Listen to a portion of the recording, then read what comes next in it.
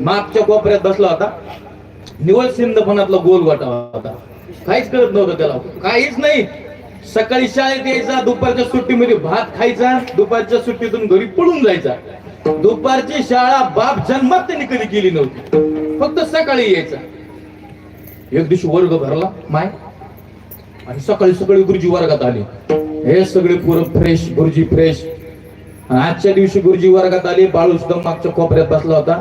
आणि गुरुजीने प्रश्न विचारला पोरांना आणि पोरींना, सांगा मुलांनो, अरे या गोदावरी नदीचा उगम कुठून झाला? एक खास आहे बरं का, एवढं उदाहरण जरी कळलं तर कीर्तन सफल झालं. गुरुजीने प्रश्न विचारला, सांगा मुलांनो, गोदावरी नदीचा उगम कुठून झाला? आता वर्गात जेवढे मुलं होते, मुली होत्या का नाही हुशार, आज गुरुजींनी प्रश्न विचारला, कुणीच हातवरी केला नाही, कुणालाच त्याचं उत्तर येत नव्हतं.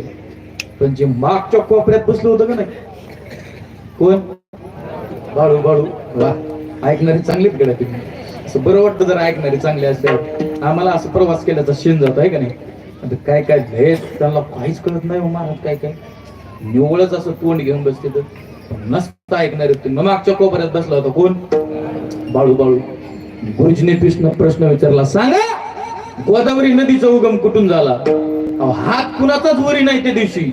मात्र ज्याला वाचता येत नव्हतं, लिहिता येत नव्हतं, काहीच कळत नव्हतं, रोज भात खाणारा बाळू. आणि बाळूने हात वरी केला, गुरुजी मी सांगतो गोदावरी नदीचा उगम कुठून झाला. गुरुजी म्हणले, बापरे, कधीच उत्तर न देणारा बाळू आणि आजच्या दिवशी उत्तर देतोय. गुरुजीला वाटलं कशाचं देतोय उत्तर, कशाचं काय, उगा हातवरी केला असन. गुरुजी म्हणले, बाळ्या केलास हातवरी की? बरं जाऊ दे, सांग बाबा गोदावरी नदीचा उगम कुठून झाला. आता बाळू पहिल्यांदाच उत्तर द्यायला उठून उभा राहणार होता ना, तो तेव्हा बेंचवर उठून उभा राहिला. गुरुजी म्हणले, रायनास काय बेंचवर, पण सांग बाबा. मग ते बाळूने सुरू केलं, गुरुजी आपल्या महाराष्ट्रामध्ये नाशिक जिल्हा आहे, मग नाशिक जिल्ह्यामध्ये बाळ्याचा मग टपूस लावला.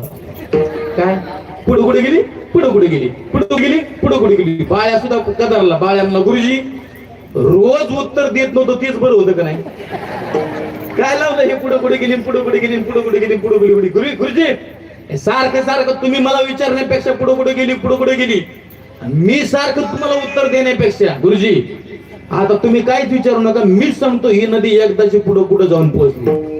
गुरुजी म्हणले, बाबा सांगतोय कुठे तोंडाला लागू. बाळा म्हणलं, गुरुजी आता ऐका, ही नदी एकदाच नांदेडला गेली, नांदेडून नायगाव तालुक्यात गेली. आता मला नांदेड जिल्ह्यात अहमदपूरच्या पुढे ते नायगाव तालुक्यात गेली. म्हणजे मग नायगावच्या पुढे नरसी नावाचं गाव आहे, त्या नरसीला गेली. नरसीहून आंध्रात गेली. आंध्रात गेल्यानंतर बासरला तिने सरस्वती मातेचं दर्शन घेतलं. आणि गुरुजी एकदाची बासरहून जेच ती नदी निघाली की समुद्राला जाऊन मिळाली. त्यामुळे हात केला असा, इकडे लक्ष द्या. बरोबर आहे बा तुमचं, पण मी असं केलं मनात. हा इकडे लक्ष द्या. गुरुजी बाळ्या म्हणलं, गुरुजी एकदाच नदी समुद्राला जाऊन मिळाली. माय आता उत्तर राहिलं का? नदी समुद्राला गेल्या उत्तर राहिलं का? पण गुरुजी जरा पुढच्या टप्प्यातलीच होती. गुरुजी म्हणले, बाळ्या नदी समुद्रात गेली, पण समुद्रातून पुढे कुठे गेली रे? बाळ्या सुद्धा रोज माझ्यासारखं एक गाव फिरणार होता. बाळ्या म्हणलं, गुरुजी आता ती नदी समुद्रातून पुढे तुमच्या नाकात गेली. अरे एकदा नदी समुद्राला जाऊन मिळाली की अवघ्या धान्यावर मी एक माया, अवघ्या धान्यावर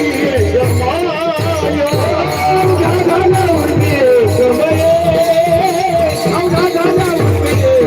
अवघ्या धान्यावर मी एक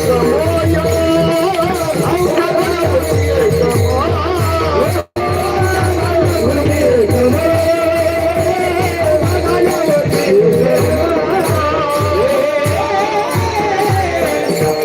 अवघ्या झाल्या उर्मी एकमय, तुका म्हणे गंगा सागर संगमी, अवघ्या झाल्या उर्मी एकमय. मग नीट ऐका, गंगा समुद्राला मिळाली की गंगेची परिपूर्णता, कळस मंदिरावरती बसला की मंदिराची परिपूर्णता, आणि काल्याचं कीर्तन सप्ताहाच्या शेवटी झालं की सर्व सप्ताहाची परिपूर्णता. महाराज पहिला प्रश्न कळाला. दुसरा